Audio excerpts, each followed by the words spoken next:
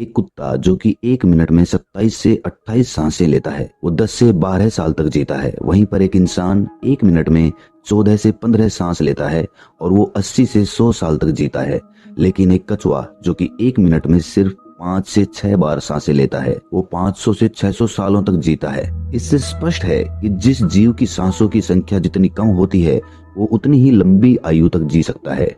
इसी चीज को समझकर हमारे पूर्वजों ने सांसों की संख्या को कम और उसकी गहराई को ज्यादा करने के विज्ञान पर काम करना शुरू कर दिया था, क्योंकि वो समझ गए थे कि इंसान को जीने के लिए साल या महीने नहीं, बल्कि एक निश्चित संख्या में सांसें मिलती हैं और सांसों के लेने की गति को कम करके उम्र को लंबा किया जा सकता है। लेकिन सांसों के धीमा और लंबा होने की ये गति प्राकृतिक रूप से होनी चाहिए। जब हम सांस लेते हैं, वायु प्रत्यक्ष रूप से हमें 3-4 स्थानों पर ही महसूस होती है: कंठ, हृदय, फेफड़े और पेट। मस्तिष्क में गई हुई वायु का हमें पता ही नहीं चलता। कान और आंख में गई हुई वायु का भी कम ही पता चलता है। श्वसन तंत्र से भीतर गई वायु अनेकों प्रकार से विभाजित हो जाती है, जो अलग अलग क्षेत्र में जाकर अपना अपना कार्य करके पुनः भिन्न रूप में बाहर निकल आती है। ये सब इतनी जल्दी होता है कि हमें इसका पता ही नहीं चल पाता। हम सिर्फ इतना ही जानते हैं कि ऑक्सीजन भीतर गई और कार्बन डाइऑक्साइड बाहर निकल गई, लेकिन भीतर वो क्या क्या सही या गलत करके आ जाती है, इसका कम ही ज्ञान हो पाता है। यदि हम जोर से गहरी सांस लेते हैं तो तेज प्रवाह के साथ शरीर के अंदर बैक्टीरिया नष्ट होने लगते हैं। कोशिकाओं की रोगों से लड़ने की क्षमता भी बढ़ जाती है। बोन मैरो में नए रक्त का निर्माण होने लगता है। आंतों में जमा मल विसर्जित होने लगता है। मस्तिष्क की जागरूकता लौट आती है, जिससे स्मरण शक्ति दुरुस्त हो जाती है। न्यूरॉन की सक्रियता से सोचने समझने की क्षमता पुनः जिंदा हो जाती है। फेफड़ों में भरी हवा से आत्मविश्वास वापस लौट आता है। सोचें, जब जंगल में हवा का एक तेज झोंका आता है तो जंगल का रोम रोम जागृत होकर सजग हो जाता है। सिर्फ एक झोंका। कपालभाति या भस्त्रिका प्राणायाम तेज हवा के उस झोंके की तरह है। बहुत कम लोगों में क्षमता होती है अपने अंदर आंधी लाने की। लगातार अभ्यास से ही आंधी का जन्म होता है। 10 मिनट की आंधी आपके शरीर और मन के साथ आपके संपूर्ण जीवन को बदल कर रख देगी। आजकल अधिकतर लोगों की सांसें उखड़ी और बिखरी हुई रहती है, उथले पुथले रहती है या फिर तेजी से चलती है। लोगों को ये पता ही नहीं चलता कि उनकी सांसें किस प्रकार चल रही है। जब क्रोध का भाव उठता है तो सांस बदल जाती है। वहीं पर काम वासना का भाव उठता है, तब भी सांस बदल जाती है। हमारे प्रत्येक भाव और विचार के साथ हमारी सांसें भी बदलती रहती है। इसके साथ हमारे खान पान और रहन सहन से भी ये बदलती रहती है। असल में हमारी सांसों का हमारे मन की स्थिति और हमारी शारीरिक अवस्था से सीधा संबंध होता है। पूरा योग विज्ञान ही सांसों को सही तरीके से लेने पर टिका हुआ है। तो अगर हम सिर्फ अपनी सांसों को सही तरीके से लेना सीख जाते हैं तो हमारा जीवन जादू की तरह बदल जाएगा।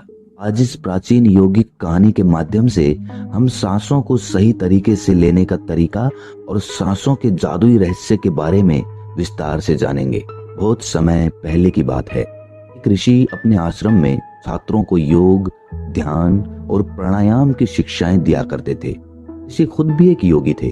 उन्होंने अपने कई वर्ष हिमालय की गुफा में साधना करते हुए बिताए थे, जहां पर उन्होंने बहुत से सूक्ष्म मानवीय आयामों को गहराई से समझा था। और अब वो अपने इसी अनुभव और ज्ञान को शिष्यों के माध्यम से जन समूह तक पहुंचाना चाहते थे। एक दिन रात्रि के भोजन के पश्चात उनके आश्रम का सबसे बुद्धिमान और होनहार छात्र उनके पास आता है। छात्र के चेहरे को देखकर गुरु समझ गए कि उसके मन में कुछ प्रश्न उठ रहे हैं। गुरु के नजदीक पहुंचते ही छात्र ने उन्हें प्रणाम किया और कहा, गुरुदेव, मैं आपसे कुछ प्रश्न पूछना चाहता हूँ। गुरु ने मुस्कुराते हुए कहा, मुझे मालूम है, ये तो मैं तुम्हारे चेहरे को देखकर ही समझ गया था। पूछो, क्या प्रश्न है तुम्हारे? छात्र ने कहा, आप अक्सर कहते हैं कि योग, ध्यान और प्राणायाम का मूल आधार हमारी सांसें होती हैं और अपनी सांसों पर नियंत्रण पाते ही हम अपने मन और विचारों पर नियंत्रण पा लेते हैं। तो आज मैं आपसे सांसों के रहस्य और उसके यौगिक विज्ञान के बारे में विस्तार से जानने आया हूँ। ये सुनकर गुरु ने एक हल्की मुस्कान दी और फिर कहना शुरू किया, जैसा हमारा मन होता है हमारी सांसों की गति भी वैसी ही हो जाती है, या फिर जैसी हमारी सांसें होंगी वैसी ही हमारी मनोदशा हो जाएगी। यानी हमारी सांसों से सब कुछ जुड़ा हुआ है। जो हमारे भीतर घटता है वो भी और जो हमारे बाहर घटता है वो भी। हमारे जीवन में घटने वाली हर एक घटना हमारी सांसों से गहरा संबंध रखती है। मतलब कि अपनी सांसों की गति पर नियंत्रण करके अपने मन और विचारों पर नियंत्रण कर सकते हैं। अगर तुम किसी सच्चे योगी या साधक को ध्यान से देखो तो तुम्हें उसके चेहरे पर एक गजब का ठहराव दिखेगा। एक सच्चा योगी बुरी से बुरी परिस्थिति में भी खुद को स्थिर और शांत रख सकता है। एक योगी अपनी भावनाओं को नहीं दबाता, बल्कि वो अपनी सांसों पर नियंत्रण हासिल करता है और सांसों को नियंत्रित करते ही वो अपने मन पर नियंत्रण पा लेता है। और जिस आदमी का मन उसके नियंत्रण में हो उसके पास उसकी सभी समस्याओं का समाधान है। गुरु ने छात्र की तरफ इशारा करते हुए कहा, तुमने कुछ योगियों के बारे में सुना होगा कि वो 150, 200 या फिर 300 सालों तक भी जी जाते हैं। तो आखिर वो इतने लंबे समय तक खुद को जीवित कैसे रख पाते हैं? असल में उनका नियंत्रण अपनी सांसों पर होता है, जिसे प्राण ऊर्जा भी कहते हैं। प्राण ऊर्जा हमारे चारों तरफ है। इसे कितनी मात्रा में लेना और छोड़ना है ये एक योगी अच्छी तरह से जानता है और वो इस काम पर बहुत हद तक महारत हासिल कर लेता है। इसीलिए वो इस प्राण ऊर्जा का उपयोग अपनी जरूरत के हिसाब से कर सकता है और खुद को दीर्घायु बना सकता है। अगर तुम अपने शरीर को स्वस्थ रखना चाहते हो, सामान्य से अधिक क्षमता चाहते हो, तेज बुद्धि चाहते हो, तो तुम्हें अपनी सांसों को समझना होगा, उन्हें नियंत्रित करना होगा और उन्हें नियंत्रित करते ही तुम्हारे जीवन में सब कुछ व्यवस्थित हो जाएगा। असल में डर, चिंता और परेशानी जैसी कोई चीज होती नहीं है। ये सिर्फ हमारे मन और भावनाओं की उपज है और हमारे मन व भावनाओं को केवल एक ही चीज नियंत्रित कर सकती है और वो है हमारी सांसें। हमारे अंदर का क्रोध, चिंता, जलन, अहंकार, बदला लेने की भावना, ये सब कुछ हमारी सांसों के हिसाब से चलता है। अगर हमारी सांसों पर हमारा नियंत्रण है तो ये सभी विकार हमारे नियंत्रण में हो जाते हैं। सांस हमारे शरीर और हमारे मन के बीच पुल का काम करती है। अगर हमें अपने मन तक पहुंचना है, उसके विकारों को समझकर उनको दूर करना है, तो हमें अपने सांसों के पुल पर चलना होगा। हमें अपने सांसों के जरिए अपने मन तक पहुंचना होगा और यही एकमात्र रास्ता है अपने मन को समझने का।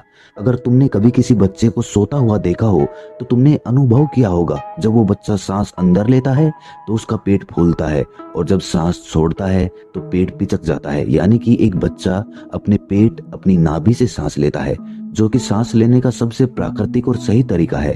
अपनी इस गहरी और लंबी सांस की वजह से बच्चे का मन उत्साहित और हल्का रहता है। उसका शरीर ज्यादा प्राकृतिक तरीके से काम करता है।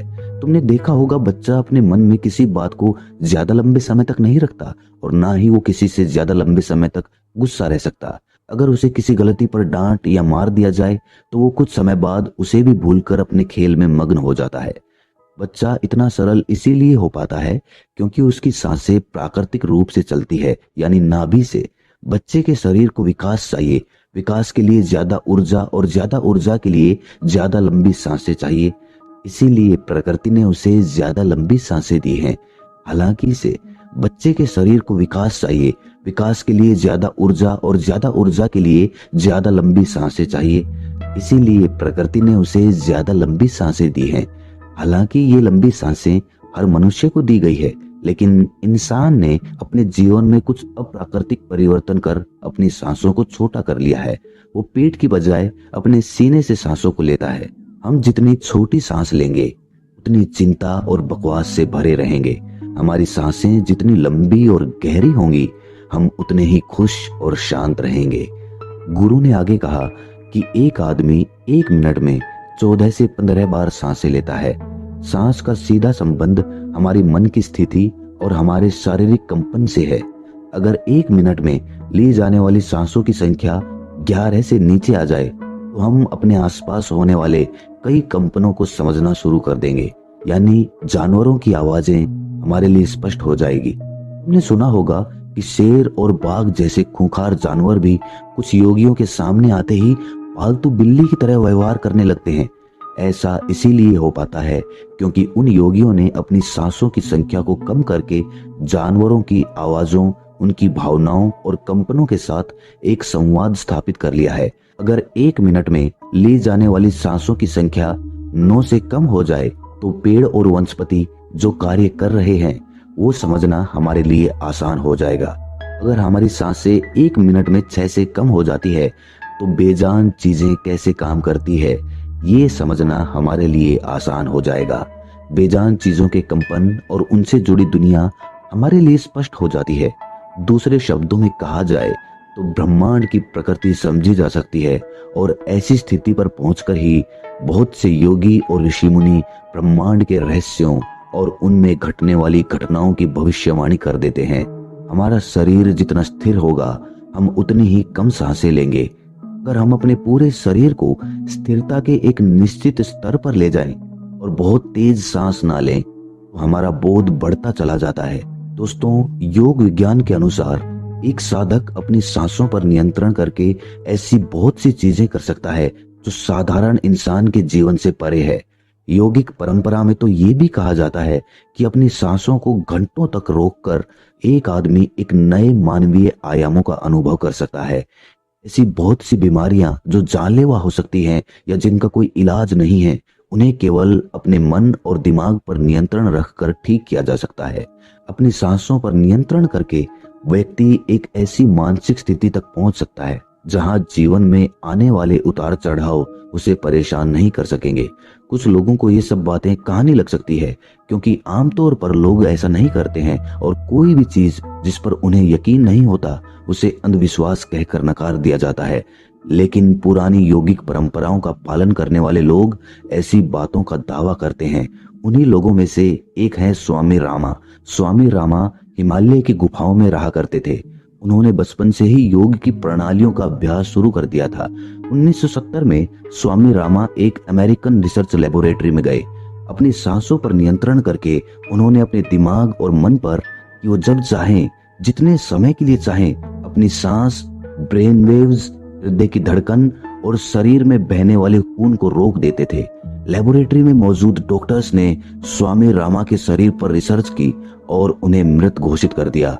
लेकिन इस अवस्था में भी स्वामी रामा सब कुछ महसूस कर सकते थे। ये देखकर वहां मौजूद रिसर्चर्स की टीम दंग रह गई थी।